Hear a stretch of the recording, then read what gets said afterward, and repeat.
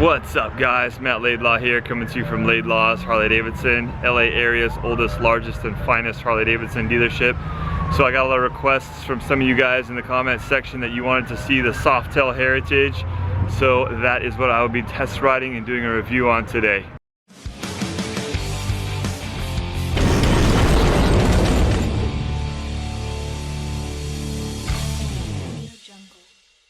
The Heritage Softail Classic is one of the most iconic motorcycles in the Harley-Davidson lineup. It was first introduced in 1986 and quickly became one of the most popular bikes that Harley makes. So the Heritage Softail is pretty much the epitome of Harley-Davidson's formula of drawing upon its past for style and the looks and the classic appeal of these motorcycles, and combining that with modern day technology to give these bikes more comfort and reliability and more of a usability, so you don't have to be a part-time technician to actually ride one of these like it was 50, 60 years ago. So the Heritage is on the Softail frame, as the name designates. The Softail is a family. It's a collection of about 8 motorcycles on any given model year, and the Softail designates the frame. So the Softail frame, really what that delivers to you is a classic look. It gives you a classic hardtail look. The bags are kind of covering it, but where a normal shock would be, the bag is covering up where would be the rear shocks. So what you do have is you have horizontally mounted shocks up underneath the chassis that give it a soft tail ride with a hardtail look. That's one of the main things that the Softail delivers. The other thing is that's very unique about the Softail family is it has the 103B motor in it, B standing for balance. So it has a counterbalanced engine in there. So it is not rubber mounted to the frame. So if you're to look at the bike when it's running and idling, there's going to be pretty much no vibration in the engine. So those are the two major points about a Softail. The B motor, where there's no vibration, it's counterbalanced engine, and the hardtail look with the horizontally mounted shocks up underneath the frame. So let's jump into some of the details that are specific to the Heritage. The Heritage is pretty much the touring Softail. So if you want to get some touring conveniences right from the factory on a Softail motorcycle, the Heritage is pretty much your best bet. And when I say touring features, what I'm referring to is the saddlebags, the rider backrest, and your windshield. So these are leather saddlebags. You got these little clips here that are pretty much your quick release clips, so you don't have to undo the buckle every time you want to get into the bag. And these bags have been upgraded and changed in recent years. You have a leather coating with like a plastic inner shell to kind of keep the shape to the bag. This is some leather dressing that comes with the leather saddlebags.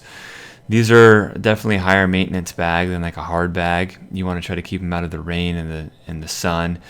Well, you can keep them in the sun as long as you keep them cleaned and you have the proper dressing on them for protection against the UV rays. So here's your windshield. This windshield comes on and off extremely easily, just like a Road King. It pulls right off. Here is your passing lamp switch here, so you can turn on and off your 2 auxiliary lights on either side of the headlamp.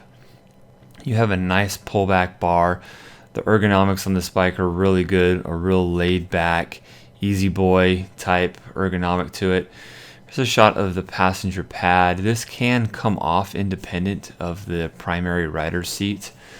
The backrest, I will say, is hard mounted to the strut there, so if you wanted to detach that, you can either buy a kit that makes it a detachable backrest, or you can just take it off with tools, but it's not a quick detach from the factory. I recommend getting the quick detach kit so it can be popped on and off real easily. So as I mentioned before, this is the twin cam 103 high output engine.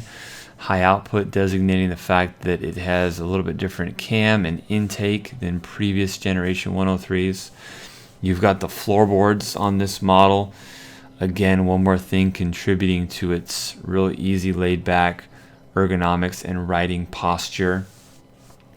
Mostly chrome finishes on this bike, guys, as opposed to the real popular trending of the blacked out covers on a lot of bikes you see nowadays. Brakes on this bike are really good. The brakes were just upgraded on the Softails in, I want to say, their 2015 or 2016 model year. I believe it was a 2015 model year. Beefed up the brake a little bit, improved the calipers. It's a 4-piston caliper. When I was riding this bike on my test ride, I pretty much just one-fingered the brake the entire time. That kind of sounds wrong, but I just used one finger on the brake lever, and I had plenty of braking power. Very reduced pull efforts in these brakes. So here's a nice profile shot. Real chromed out classic spoke wheels. You can get a wheel upgrade from the factory on this bike that gives you the white walls, sidewalls. You can get this bike with or without the security. This one has the security. So here's the fobs. There's no button on them. They're proximity sensors, much like the other bikes that come with security. You get 2 barrel keys. There's 2 locking points on this motorcycle. You got one in the center console, the dash here. So when the notch is at 3 o'clock there, it's unlocked. You'll move that notch up to 12 o'clock to lock the ignition. When the ignition is locked, you're unable to then rotate this center console ignition switch as demonstrated here, so you won't be able to turn it on. If you do forget to lock it and you have the security, you have that layer of protection to where the ignition is cut. Even if someone were to turn the ignition on, they wouldn't be able to start the motorcycle because it's electronically cut. However, if you don't have the security, if you forget to lock your ignition, anyone can just turn on the bike and ride away with the bike, because you do not need the key in the ignition to ride this, much like a lot of the motorcycles, the Harley-Davidsons. So here's the fork lock. This is the second point of locking where the barrel key is used. The Heritage comes standard with ABS brakes. All the Softails, with the exception of the Slim now, come standard with ABS. Here's your fuel gauge there on the left-hand side of the fuel tank. This has a 5-gallon fuel tank. I'm going to demo the electronic display here. So this switch here cycles through the odometer. You have a trip A. If you hold it down, it zeroes out that trip meter. Trip A, trip B, a remainder mileage, how many mileage have you before you ran out of gas, a clock, and then you have your gear and RPM digital readout there. All your gas goes in the right-hand side. It's not a split tank like way back in the day. All your gas goes in the right side. Harley-Davidson recommends premium gas, whatever that octane rating might be for your area. In California, it's 91 octane.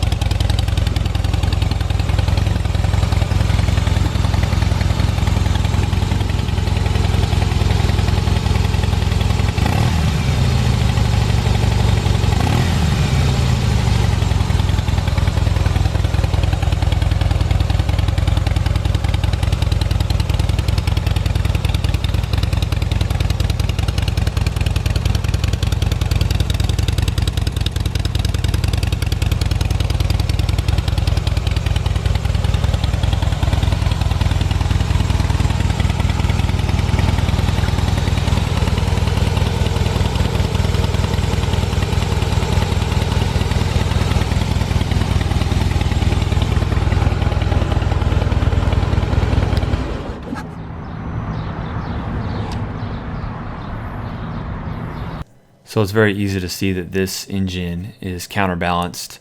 If you've got a rubber mounted engine like a lot of the Harley-Davidsons, like the Dynas, your touring bikes, Sportsters, there's a lot of vibration there in the engine at idle. Let me take you here to harleydavidson.com. Here's just kind of some shots, some inspiration shots of the Softail Heritage. Really nice badging. The badging was updated recently. Kind of the look was updated recently too. I don't know if it was this year or last year, but they reduced a lot of the studs on the bags, which was a step in the right direction. I personally, this is my personal opinion, feel like this style, even though it's classic, it's getting kind of out of date and out of style even for a classic look. This style was super popular like in the 90s and stuff, but I feel like this was kind of a style that was more appealing to like the baby boomers. Here's your colors. This is the black quartz here. It's kind of a really dark blackish color with like a pearl in it, like a quartz pearl in it.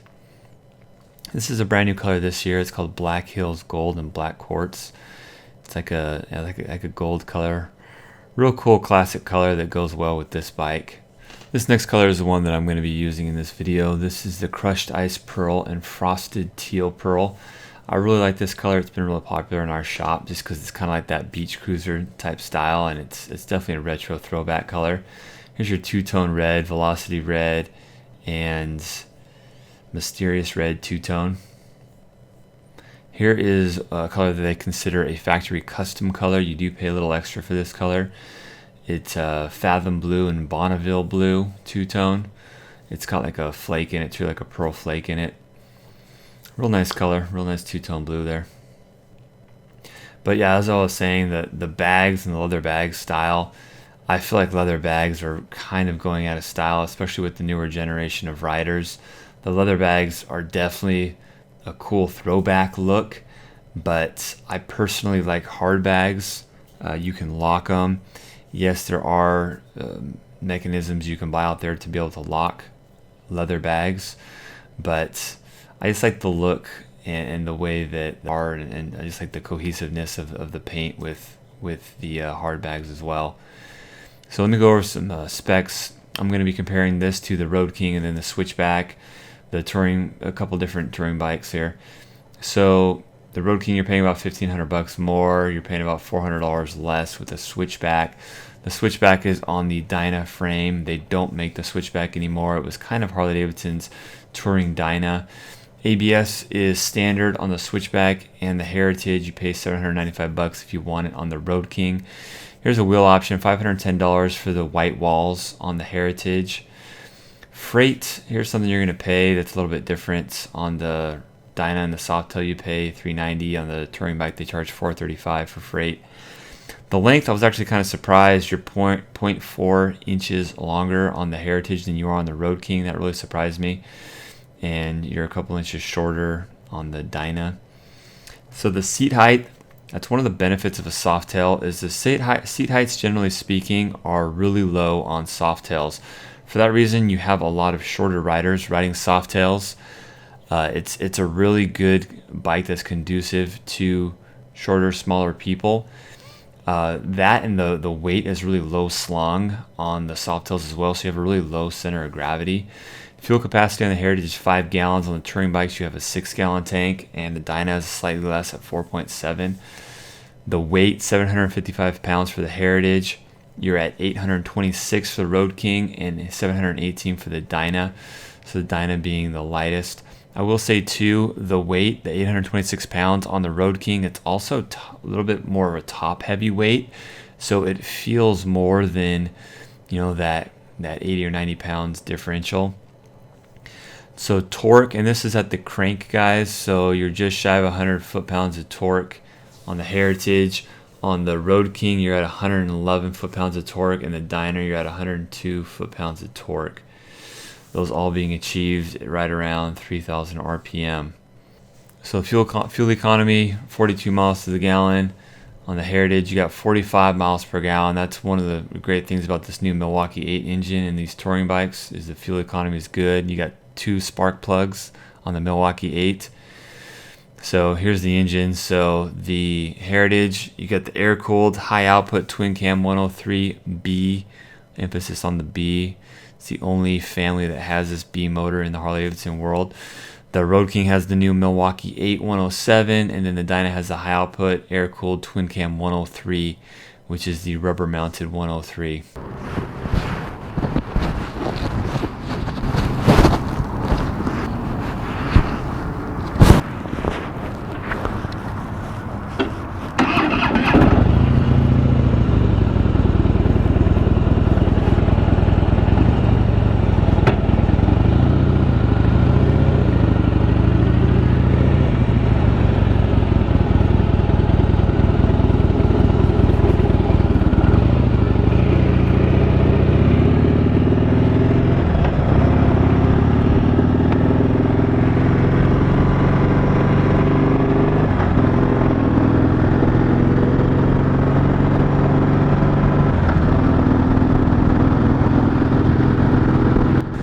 If you're looking for a Softail that has some of the comforts and conveniences of your windshield, your passenger backrest, and your saddlebags, then the Heritage is pretty much a slam dunk choice for you. If you were to buy like a Deluxe or a Fat Boy and buy these things afterwards, you're going to pay a lot more than if you were to just buy the Heritage in the first place. To buy like a windshield, for example, and get it mounted and labor and everything like that, you're probably looking around $250 to $300. Saddlebags, these other bags, you can easily pay about $1,000 for the set of bags. Plus, then you got to get the mounting bracketry and everything on, like, say, like a Fat Boy or a Deluxe, and so you're probably going to be out $1,400 for saddlebags installed on a bike like those. And then the passenger backrest, along with the sissy bar and the pad, you're paying like $350 for those two. And then to get everything installed with labor, with the docking hardware and everything, you're easily $500 to $550 installed for the backrest. So yeah, having these things from the factory is definitely a huge savings if you want these comforts on a Softail.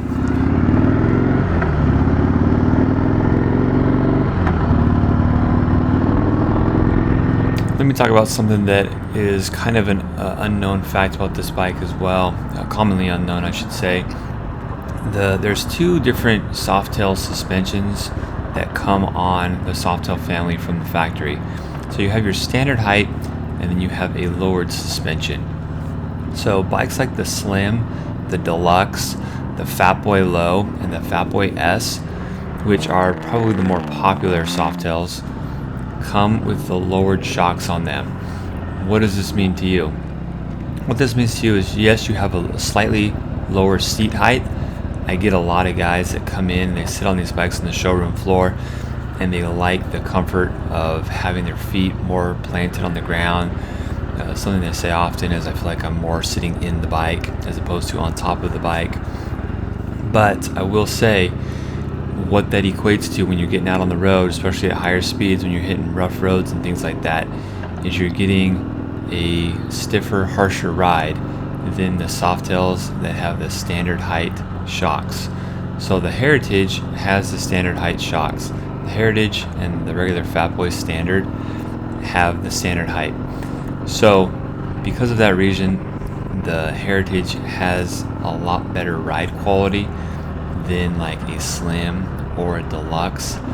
Also, the seat on the Heritage is a really nice padded saddle style seat, which is a lot better than the Slim stock seat. So I like to bring this up just because this is one more spec about this bike that makes it a more touring oriented motorcycle. The comfort level is significantly better. So let me kind of draw on another comparison, and I compared the stats between these two models, and that is the Road King and the Heritage. The Heritage is on the Softail frame, as I've said already 3 or 4 times. This frame is not as comfortable at high speeds on the freeway, long road trip style riding as the Road King is. So, and I did a Road King video a little while back, and I made this comparison in my Road King video, and I told people this information, and I had one guy in the comment section tell me that their Heritage is way more comfortable than a Road King. Don't let people tell you this. This is 100% false. This bike is very comfortable on the road. I'd have no problem getting on this bike and going to a different state on this bike. But, for a couple reasons, my height won. But even besides my height and everything, the fact that the Road King fits me better, the ride quality when you're barreling down the freeway at 70, 75 miles an hour and you're hitting rough roads, on the Road King, it's far superior. And any of the touring chassis bikes, like your Street Glide, Road Glide, your Electric Glide, the ride comfort is definitely better. It's not like close, it's very, very apparent. But I will say the Heritage is a great bike for a guy that either really, really likes this classic styling, because the styling in this Heritage absolutely screams Harley-Davidson and classic cruiser American motorcycle. There's been a ton of bikes that came out after the Heritage that have copied this styling. But yeah, if you're looking for just pure rider comfort and you're big enough and strong enough and capable enough to ride a touring bike, if you're going for the ride comfort on the freeway, my recommendation would be to go to a touring chassis bike.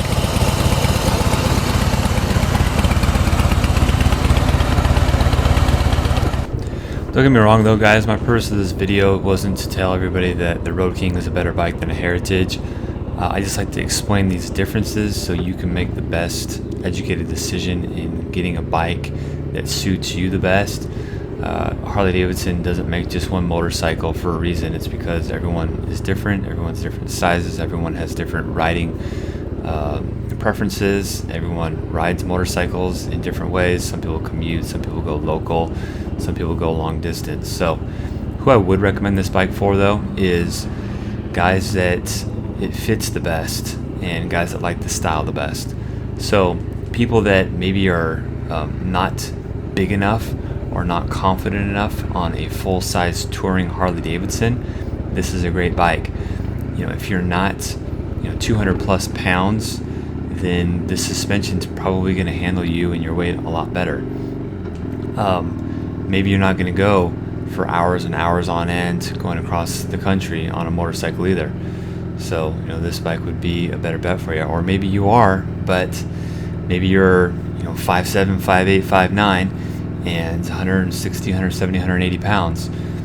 Then this might be a better bet for you. What I am saying is, if you're a big guy, let's say you're 6 foot plus and you're 200 pounds plus, and you're plenty capable and confident of handling a touring bike, and you're going to be doing more of the touring oriented riding, taking it out and maybe going to the Grand Canyon or wherever, then a touring bike is probably going to be better suited for you.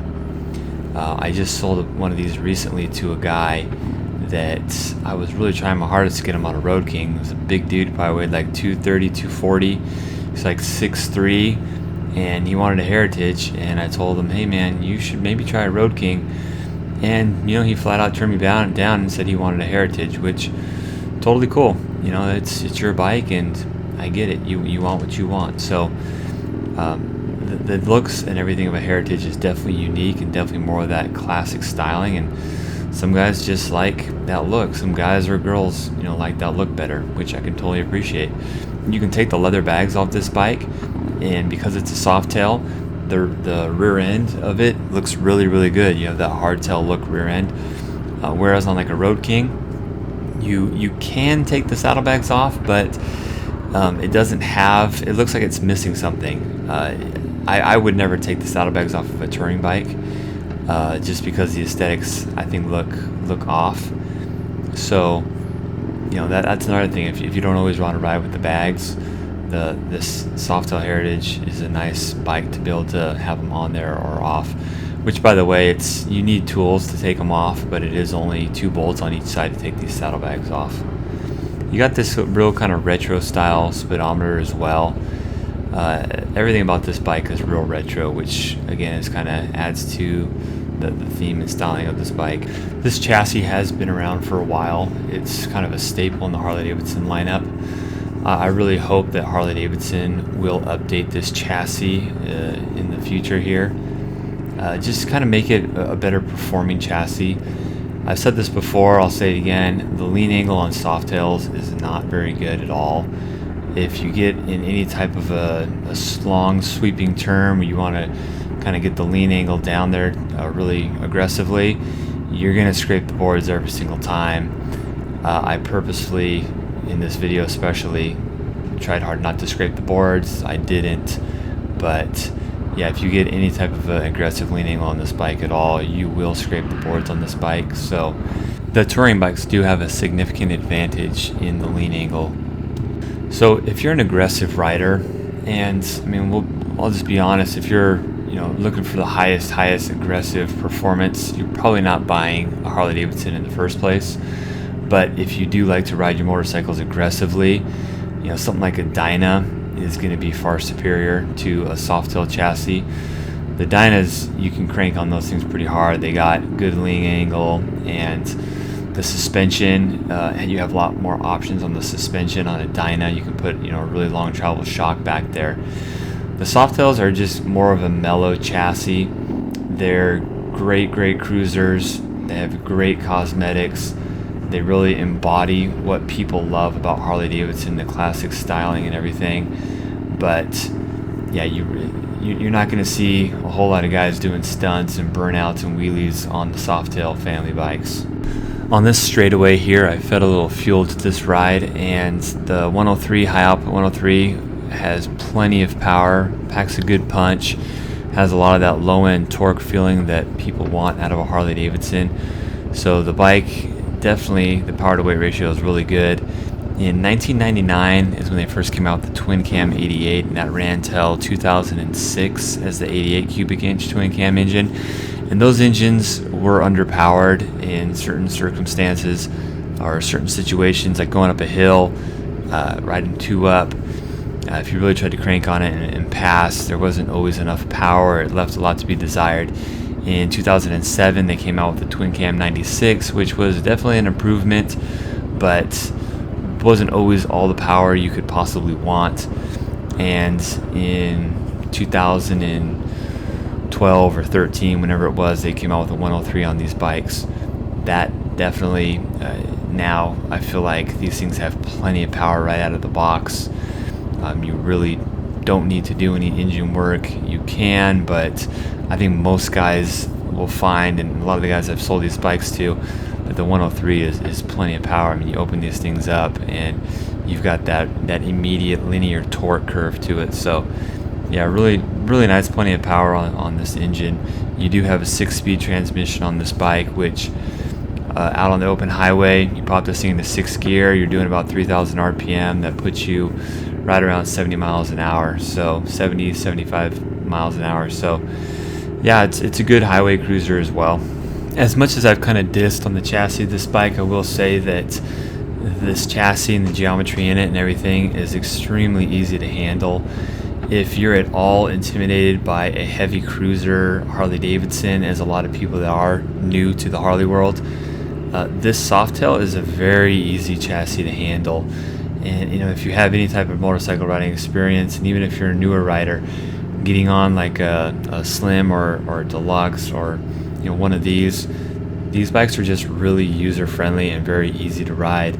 The weight is very, very low slung, so even though it's a over 700-pound motorcycle, it's really easy to manage and handle, and you really do feel like you're down, low to the ground in the bike, which is a nice feeling. It definitely has its benefits. I know I've kind of highlighted a lot of the negative parts of it, and that is the ride quality at high speeds when you're hitting rough roads. But around town and just handling it at slower speeds and maneuvering through traffic, this chassis is a really good user-friendly frame. Also, kind of piggybacking on some of the style points that I've brought up about this bike is truly the uncluttered look about this bike. Really clean, minimalist lines, and again, that's stereotypical, quintessential Harley-Davidson. What people love about these bikes is they're just real simplistic and really clean, uncluttered lines and look to them. Throughout the front to the back of the bike. You don't have a whole lot of the modern day technology and screens and computers and electronics. So yeah, just that adds to this real classic, simplistic, overall retro look of this bike. Thanks for watching, guys. As always, if you have any questions, things that maybe I didn't cover in the video, feel free to leave them in the comments section below. I'm really good about getting back to people and answering any questions. As always, if you're looking for one of these bikes or any other Harley-Davidson in the Southern California area, you know where to find me.